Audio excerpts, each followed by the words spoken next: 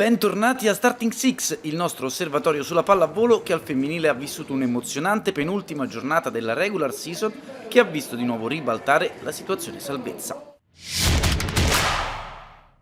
E a ribaltarla nel pirotecnico turno infrasettimanale è stata Roma, che ha realizzato un'impresa che in pochissimi pensavano fosse in grado di fare, e cioè espugnare l'E-Work Arena di Busto con un colpo da 3 punti e così scavalcare Firenze KO in casa con Conegliano per guadagnarsi quel 12° posto che oggi vale la salvezza. E il tutto lasciando in panchina l'opposta titolare, la ceca Orvosova, dolorante a una spalla. Sarà quindi l'ultima giornata a stabilire la seconda retrocessa con le giallorosse un punto davanti le toscane. Una Roma che riceverà Pinerolo al palazzetto di Viale Tiziano e Firenze che sfiderà Bergamo fuori casa. Era difficile crederci dopo il primo set perso, invece la squadra di Cuccarini è stata brava a reagire, guidata da Salas, MVP con 24 punti. Un sorpasso reso possibile dall'onorevolissima caduta di Firenze in casa contro l'Armata Conegliano, nonostante le assenze pesanti di Gabi, Su e Lubian, influenzate rimaste a casa.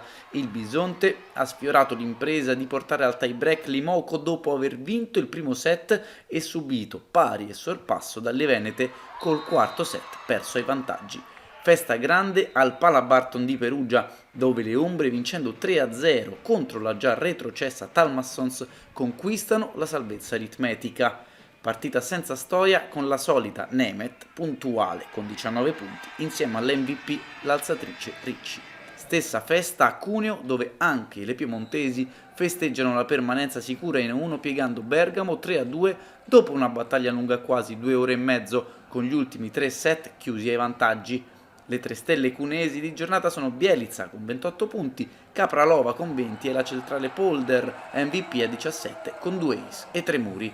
Il KO di Bergamo e quello contemporaneo di Valle Foglia Novara lasciano ancora aperta la corsa al 7° posto ed è curioso anche il parallelismo tra 2 sconfitte con le marchigiane KO anche loro al tie break e ai vantaggi dopo aver guidato la partita fino al 2-1. Super Bici con 28 punti e 12 muri della coppia Candy-Weitzel non sono stati sufficienti a piegare una Novara tenace con Asmayer 19 punti, 15 a testa di Mise Aleksic e i 10 della Ishikawa, e per dirimere la vertenza sabato sfide tra Valle Foglia Cuneo e Bergamo Firenze. Serata storta per Chieri che perde il derby con Pinerolo e anche la Zakshayu, trasportata in ospedale per approfondimenti dopo un infortunio riportato nel riscaldamento. In campo da titolare la giovane russa Liashko, che non sfigura realizzando 13 punti con 3 muri. Pinerolo è stata trascinata dai 22 punti di Schmarzek e dai 17 dell'MVP Dodorico. Complici gli altri risultati, Chieri comunque riesce a mantenere il 5° posto, ufficiale quindi il derby ai quarti dei playoff contro Novara. Terzo tie break stagionale su 3 match giocati tra Milano e Scandicci dopo il successo toscano all'andata e quello meneghino in Coppa Italia, e Milano ribadisce la superiorità messa in mostra in Coppa Italia grazie ad una fantastica Egonu da 31 punti e una sontuosa prestazione a muro, ben 19 blocks, con Kurtagic e Danesi con 6 e 5 muri a testa. Scandicci, priva di Herbots, trova in Antropova con 20 punti la migliore interprete della sua partita, mentre per Milano bene anche Silla, 15 punti, e Dalderop con 17. Per quanto riguarda le migliori prestazioni della 25esima giornata, i successi di categoria sono andati tra le top scorer a Egonu di Milano con 31 punti, davanti a Cese Montalvo di Bergamo, Bielica di Cuneo e Bici di Valle Foglia con 28, poi Piani di Bergamo a 25. Tra le top acers, giornata vinta a pari merito da 5 atlete con 3 ace a testa, e cioè Manfredini di Bergamo, Acraari di Pinerolo, Egonu di Milano, Bici di Valle Foglia e Mims di Novara. Tra le muratrici, super prova della Candy di Valle Foglia con 7 muri, poi 4 atlete con 5, e cioè Kurtagic di Milano, Weitzel di Valle Foglia, Kocic di Talmassons e Cese Montalvo di Bergamo. Dopo 25 giornate invece le classifiche di rendimento generale al vertice delle top scorer vedono in testa ancora l'Antropova a 555 punti, davanti a Nemeth di Perugia a 546, sul podio resta la Malual di Firenze a 480, poi Bici di Valle Foglia a 461 e Smarchek di Pinerolo a 409. L'Antropova guida anche la graduatoria tra le top Pacers con 61 ace, davanti sempre alla Manfredini di Bergamo a 42 che ha allungato sulla bossa di Busto ferma a 33, poi al Smeyer di Novara a 32 e Giovannini a 31.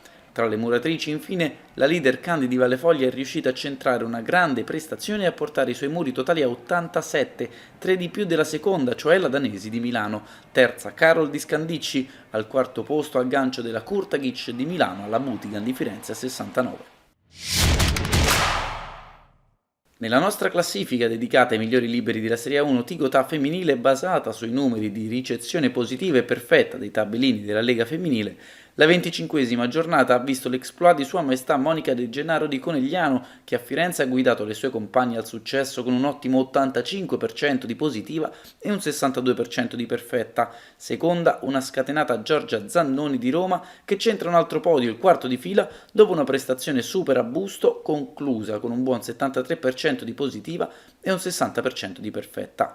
Terza Eleonora Fersino di Novara, che ha centrato un notevole 78% di positiva e un 50% di perfetta nella vittoria con Valle Foglia. Quarta Ilenia Moro di Pinerolo, che nel vittorioso derby piemontese con Chieri ha ottenuto un 68% di positiva e un 40% di perfetta. A chiudere la top 5 di Super Women, Ilaria Spirito di Chieri, che nel derby di Pinerolo ha firmato un buon 63% di positiva e un 44% di perfetta. Quindi, ricordando sempre che vengono assegnati a scalare da 5 a 1 punto alle prime 5 della classifica di giornata, ecco la nostra graduatoria di Super Women dopo la 25esima giornata. De Bortoli di Valle Foglia prima a 48, seconda Spirito di Chieri a 43, terza De Gennaro di Conegliano a 36, quarto posto a pari merito per Castiglio di Scandicci e Panetoni di Cuneo a 31, sesta Zannoni di Roma a 26, settima Moro di Pinerolo a 20, ottava Armini di Bergamo a 19, nona Fukudome di Milano a 18, decime Pelloni di Busto e Nardi di Novara a 17, dodicesima Leonardi di Firenze a 12, tredicesima Fersino di Novara a 9, quattordicesime Ferrara di Talmasons e Gelen di Milano a 7. Ecco nella sezione realizzata dalla Lega Pallavolo Femminile le azioni più spettacolari realizzate sui 7 campi della Serie 1 Tigotà durante la 24esima giornata dello scorso weekend. È rimasto in rete l'attacco, battuta corta, qualche appressione in ricezione, vediamo Asmayer, respinge il muro di Ashley Evans, Fersino, Mims palleggia, Vittoria Piani, Evans per Bolzonetti, difende Novara ma la palla ancora di Bergamo, Bolzonetti e Alessia Bolzonetti, incredibile davvero. Bergamo vince il primo set 28-26, una Bergamo che era sotto di 9 punti. P4 per la Ciliata al Massos, ora l'apertura per Storchi, seconda linea, tocco del muro, interviene a Grifoglio in Bagher, Cagnin, il pallonetto, si tuffa Pamio che aveva intuito, poi Stranzali, gioca praticamente con le mani del muro, gioco rischioso ma può contrattaccare Stork, palla che torna però di rimbalzo nel campo della CDA, altra possibilità per Pamio, ma c'è il muro di Malual. Bausch, problemi di ricezione, corre, Guiducci lo fa in Bagher, appoggia in palleggio dall'altra parte Gichel, Salas appoggia sul muro, arriva la Zannoni, a delusi ancora per la Salas che tira una bellissima palla ma difende la Spirito, Skinner in palleggio, Milkovic prende la palla, arriva la Zannoni, a delusi, di nuovo difesa della Spirito, di nuovo la Skinner, chiede scusa la Zannoni, bellissimo scambio. 7-5, break Perugia, Cekulev, sporcata dal nastro, il suo servizio, Boldini cerca la pipe di Obossa, ne esce fuori un pallonetto leggibilissimo, Traballi, difende Pelloni, in Bagher Boldini per Kunzler, si continua a giocare, alza Ricci per Traballi, mamma mia si salva, Busto Arsizio, Ricci per Nemeth, si scalda il pubblico del Palabarton Energy. Ricezione con Lanier, Lukashik, De Gennaro da sinistra a destra.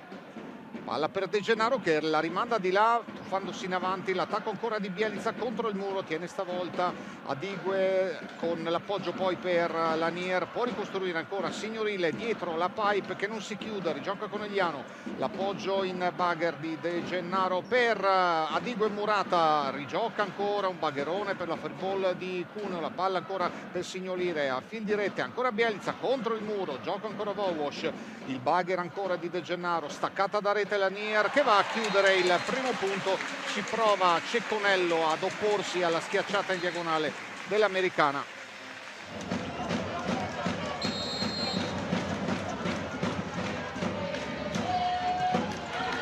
Bello il servizio, ricezione comunque, ed ora la ricerca delle mani del muro.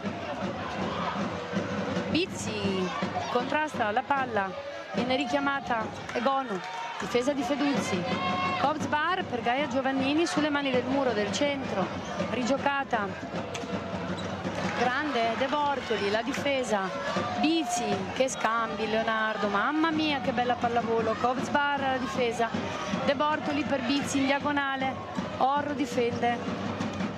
Alzata la palla per Egonu che gioca sulle mani del muro di Camilla Weitz. È bello questo punto. Sai, azzardare porta al punto.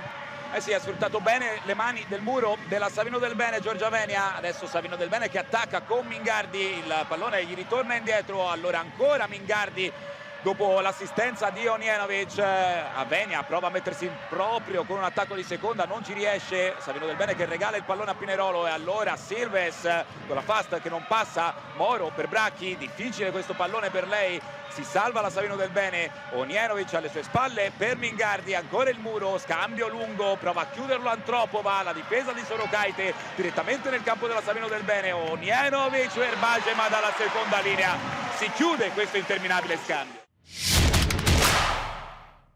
Qual è stato il fantateam della settimana, quello della 24esima giornata di domenica scorsa della Serie 1 Ticotà femminile? Ecco le magnifiche 7 emerse dal profilo Facebook della Lega Pallavolo Femminile. La diagonale d'attacco è formata da Francesca Bosio di Novara in palleggio e da Ekaterina Antropova opposta di Scandicci, al centro Maja Aleksic di Novara e Camilla Weitzel di Vallefoglia, mentre come schiacciatrici ci sono Ann Buis di Chieri e Giulia Melli di Roma, come libero affermazioni di Ilaria Spirito di Chieri.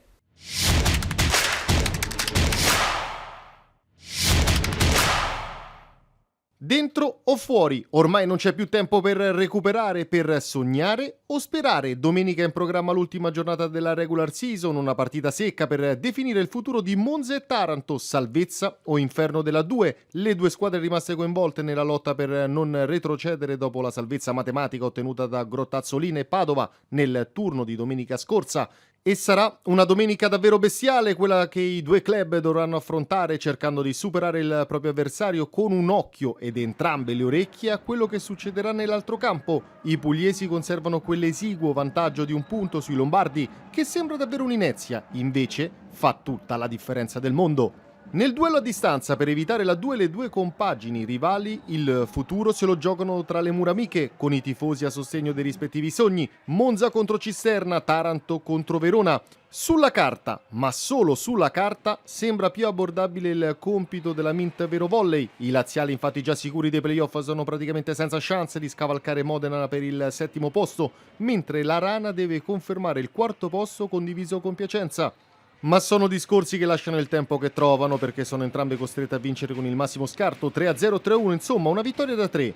Monza per provare a superare o quantomeno pareggiare i conti con Taranto e la stessa formazione di Boninfante per evitare che questo accada. Infatti nell'eventualità in cui Monza dovesse vincere da 3 e Taranto solo al tiebreak e si arrivasse con gli stessi punti a salvarsi sarebbe Monza per il maggior numero di vittorie, 5-4, insomma davvero da far tremare i polsi.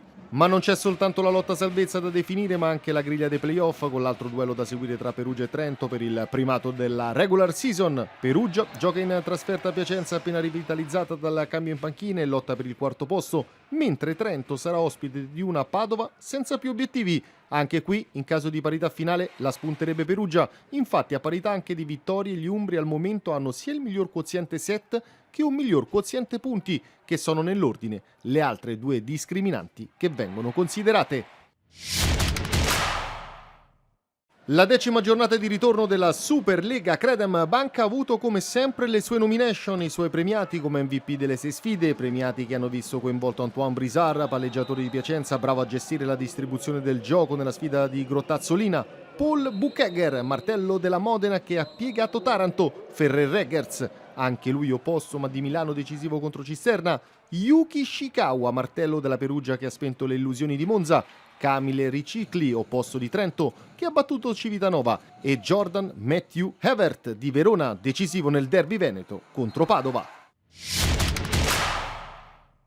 Un grande rimpianto e 2 conferme nel turno infrasettimanale che ha visto impegnati 3 club maschili nelle 3 manifestazioni continentali. I rimpianti sono tutti per Milano che nella sfida di ritorno dei playoff di CEV Champions League, dopo aver restituito il 3-1 patito nella gara di andata all'Halkbank Ankara, ha poi ceduto al tiebreak, chiuso i vantaggi del Golden Set e concludendo per soli 2 punti di differenza la sua prima avventura in Champions League. Conquista invece il pass per la finale di Challenge Cup Civitanova che nella semifinale di ritorno in Turchia contro l'SK Ankara, forte del 3-0 ottenuto all'andata, ha replicato il 3-0 casalingo con parziali che evidenziano la sua superiorità.